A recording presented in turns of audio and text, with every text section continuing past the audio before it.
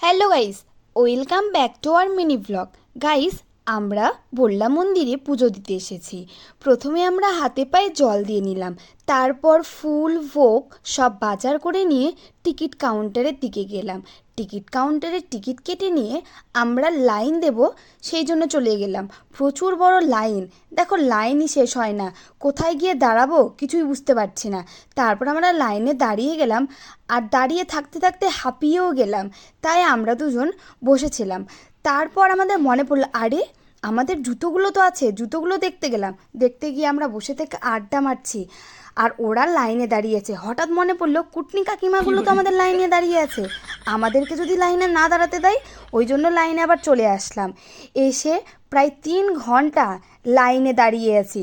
তারপর আমরা ফুল ভোগ সব এগুলো হাতে নিয়ে নিলাম, আর মন্দিরের প্রায় কাছেই চলে এসেছি অনেক অপেক্ষার পর।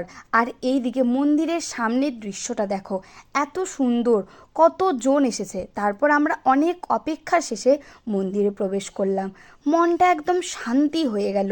পুজো টুজো দিয়ে তারপর আমরা মন্দিরের বাইরে বেরিয়ে এলাম। বেরিয়ে এসে ধূপ ধরিয়ে নিলাম, আমি অনন্যা, ভাই ধূপটা ধরিয়ে দিচ্ছিল। তারপর ধূপ ধরিয়ে নিয়ে আমরা এখানে দেখিয়ে প্রণাম করে নিলাম, ভাইয়েরাও ধূপ দিয়ে দিল। তারপর আমরা মন্দিরে ফুল বেঁধে দিয়ে প্রণাম করে নিলাম। মন্দিরে আসলে মন শান্তি, কতজন এসেছে পুজো দিতে। তারপর আমরা ছবি টবি তুলে নিয়ে চলে গেলাম কিছু খেতে। আখের রস খেয়ে নিলাম, তারপর লস্যি খেলাম। আর আমরা তো বাঙালি, এগুলো খেয়ে কিছুই হচ্ছে না, মনে হচ্ছে একটু ভাত খেলে ভালো হতো।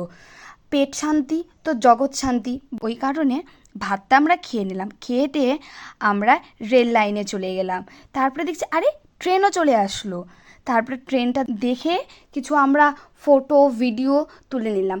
আর সবাই আমার ভয়েসটাকে অ্যাভয়েড করো, এটা আমার গলার একটা প্রবলেম। তারপর আমরা এই যে দেখো কিছু শ্যুট করছি।